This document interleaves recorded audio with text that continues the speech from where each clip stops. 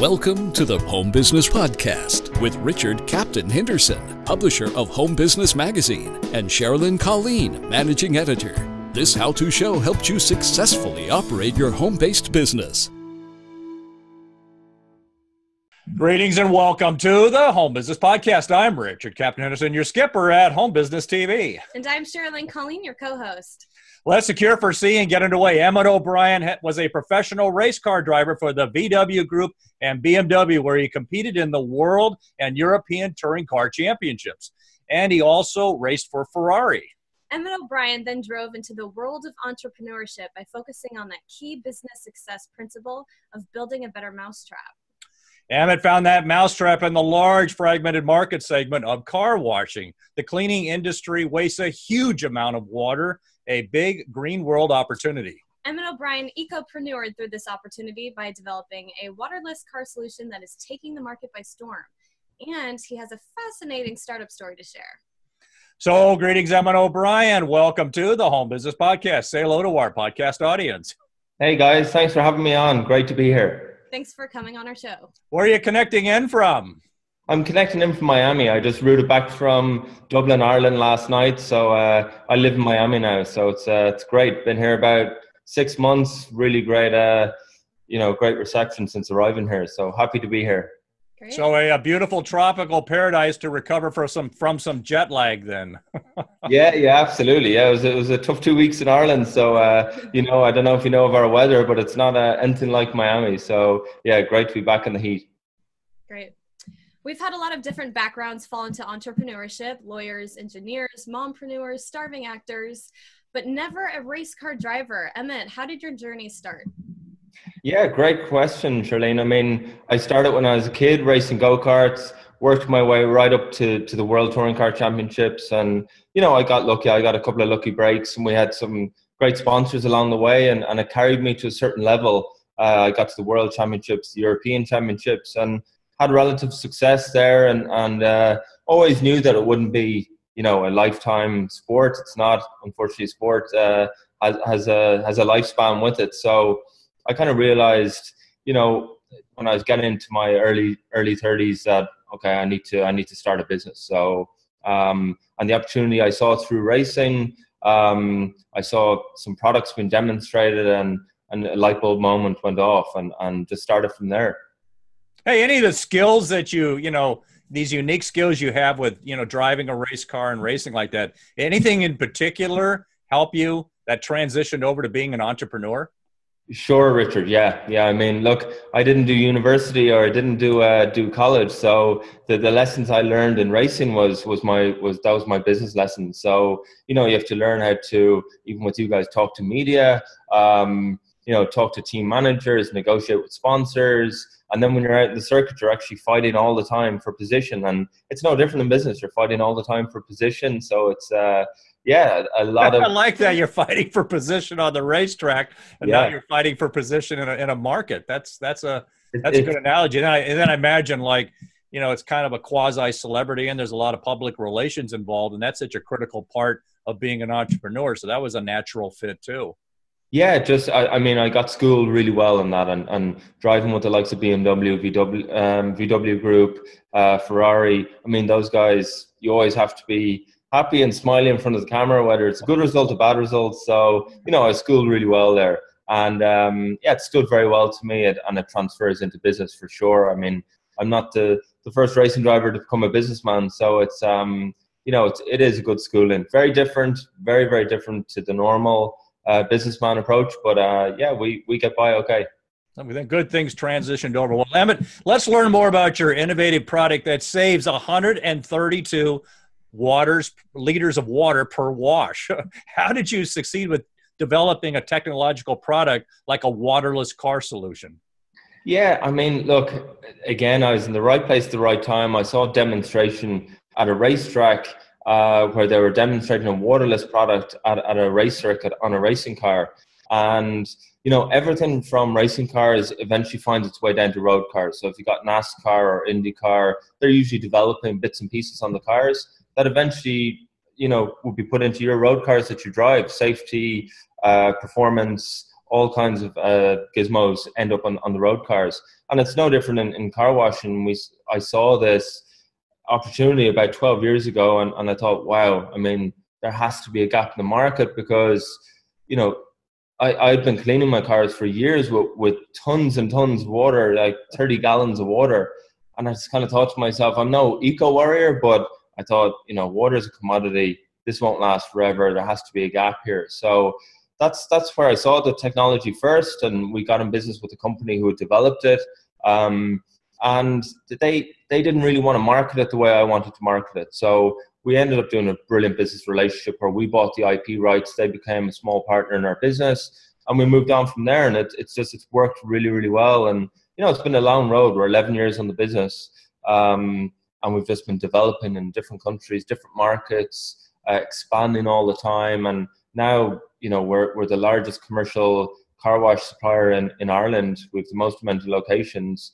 We're in Czech Republic, Dubai. We're expanding pretty rapidly. So it's been a really exciting road, but, you know, the first 2 years were certainly challenging when you bring new technology. So in your case, it was the product was already out there. You kept your eyes open on what was there and saw a new fit for a product that was already in a narrow niche market, of race car driving, and you expanded it from there. So that's a very good, smart way to launch, by capitalizing on something that was already in the market.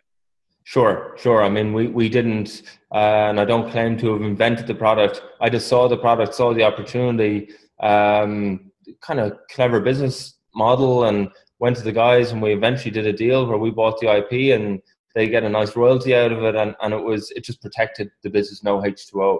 There's a lot of people tinkering around in their garages trying to invent things that they never get out of your garage.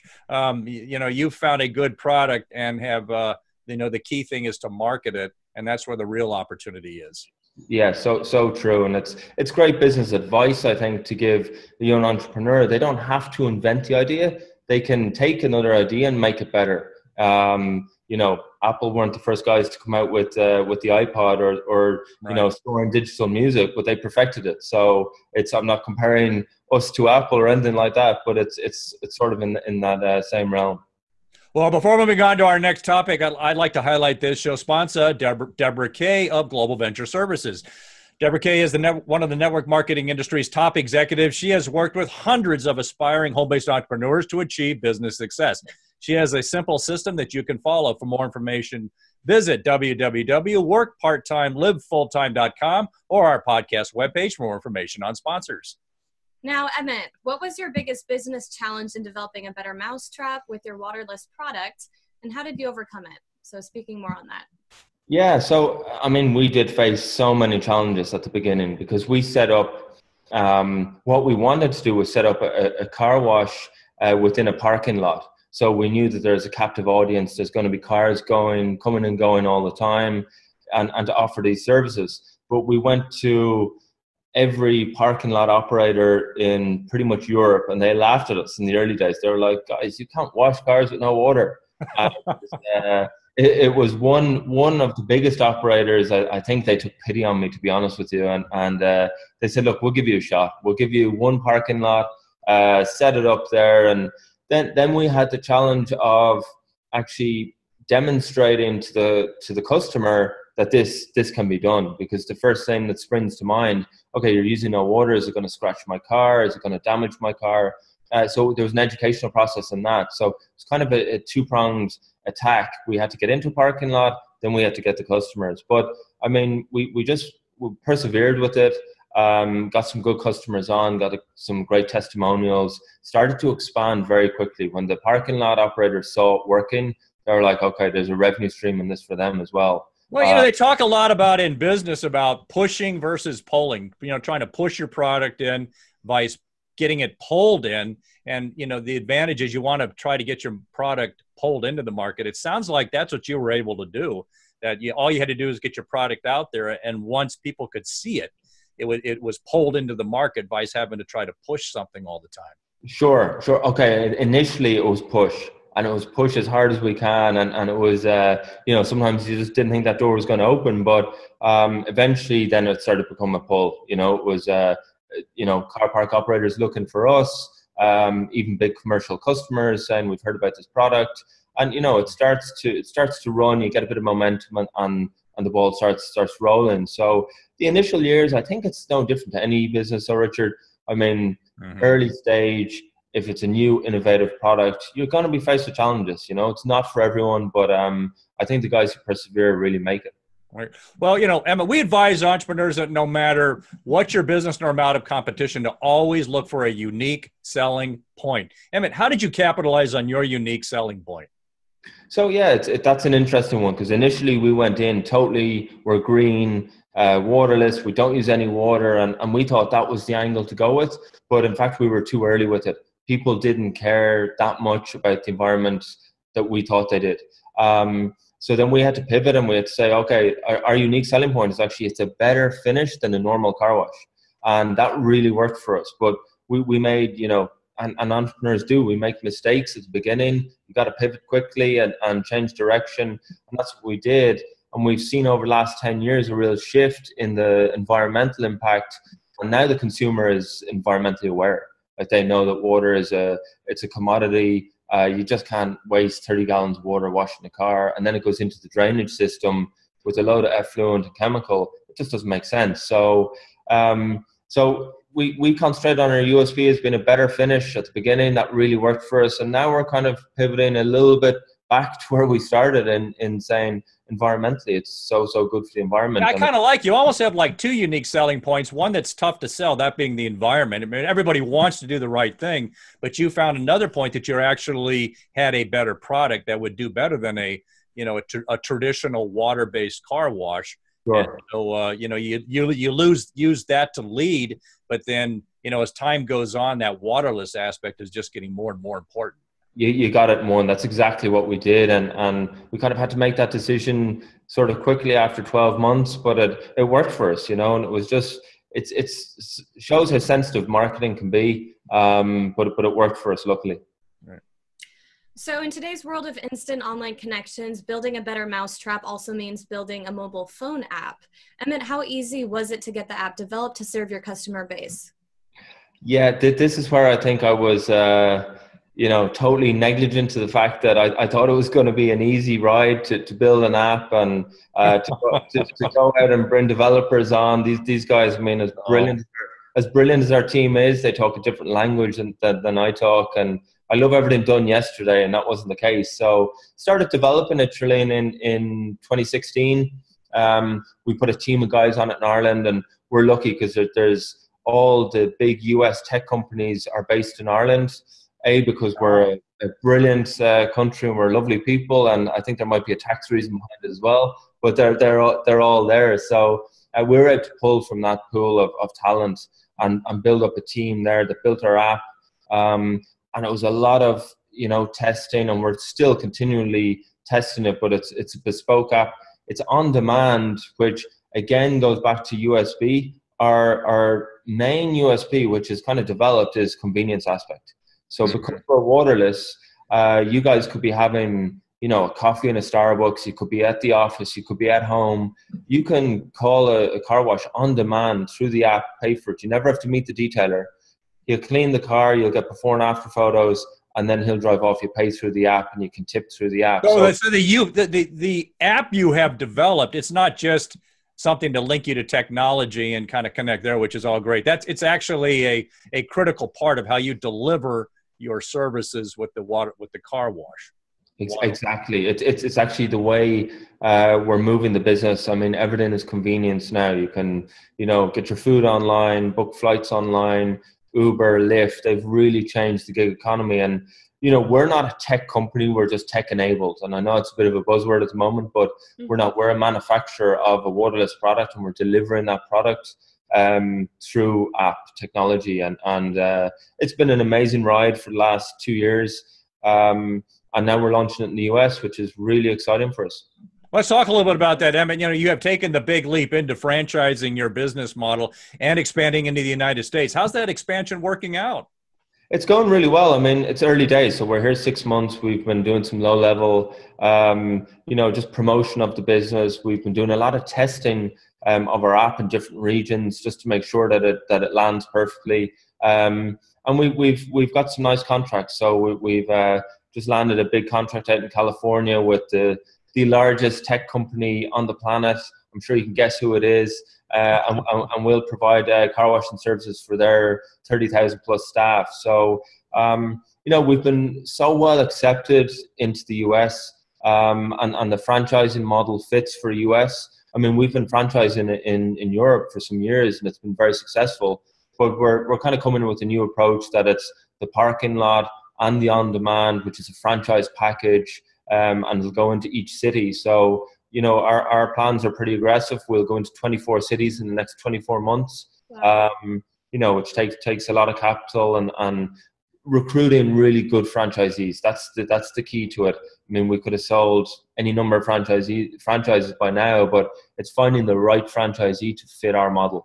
Yeah, I hear that more and more because, with the franchise model, it's more expensive, and there's a lot more hurdles you have to wade through. But it increases your probability of success. And I have heard about a lot of franchises. They actually, have more potential franchise people wanting to be to buy into the franchise than what they accept, because you've got to make sure that it's going to be a good fit that represents you well. This is it, and I mean, franchising seems like an easy way to accelerate your business growth, but I mean, there is a lot of stuff you got to wade through: the FDD, federal. Disclosure documents that you got to register in each state, and there's a lot of groundwork to it. But I think if you do all that and you do it right, I mean, franchising is unregulated in Europe, which is incredible to me now, looking at how the US do it. It's better that it's regulated, but there's more red tape. But finding the right franchisee is really important, and I think our model is it's super new, but we're backing it up with about $250,000 of advertising spend in the first 2 years. The franchisee is to match that. So really hitting the ground running, and the franchisees seem to love that because, we're putting in just as much as they are. And I think that's very important for franchising. I guess, as they say, everybody has skin in the game. That's it. If you don't got skin in the game, you don't care, as I see it. So, we've been promoting, and the interest has been phenomenal, and it's finding the right people. I mean, the love of cars here in the US. I mean, you guys invented the car, and if you look at it, it's 2 to 3 registered cars per household. Mm-hmm. It's a beautiful market for us. This has been a great discussion on journey from race car driver to Eco-Preneur. Emmett, do you have any final points you would like to share with our audience? No, just look, thanks for having me on the show, and I love to see new entrepreneurs coming up. And if there's any advice that I can give, is just keep fighting. If you really believe in what you're doing, keep going and keep pushing. It'll happen. That's what I believe. Emmett O'Brien, thanks for being such a great guest on the Home Business Podcast. Thanks, guys. Thanks for having me on. Thanks for coming on our show.